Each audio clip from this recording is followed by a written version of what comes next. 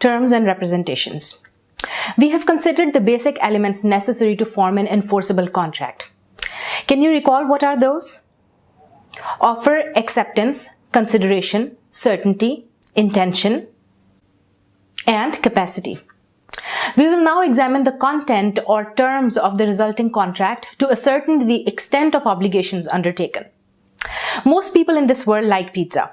So I'm going to begin this discussion with an example where we assume that you are making a pizza.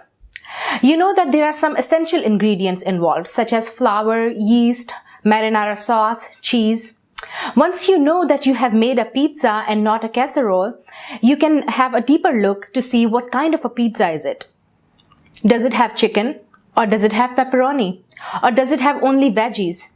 Same way, the essential elements of a contract such as offer, acceptance, consideration, intention, certainty, and capacity are your essential ingredients to make a contract. You know you have a contract when the essential ingredients are there. Once you know you have a contract in front of you, you can have a deeper look into it to see what does it contain. You can look into what are the terms of that contract and what are their limitations.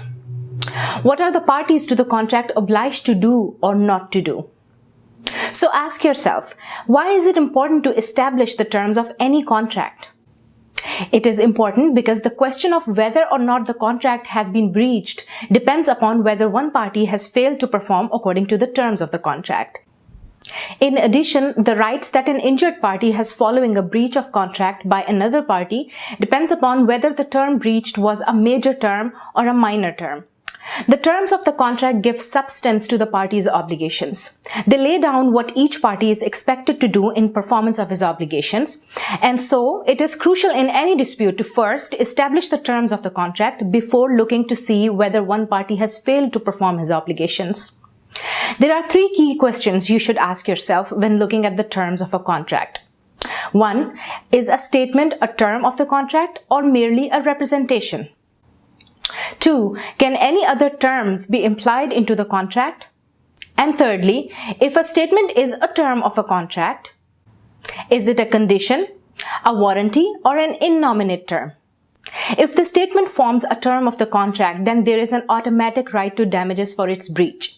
But the right to damages is not automatic if the words are a representation that turn out to be untrue. In later lectures, we will discuss misrepresentation and its criteria.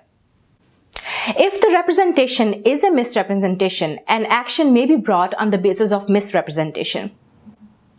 We will see in later lectures that a false representation may entitle the innocent party to damages if there is fault.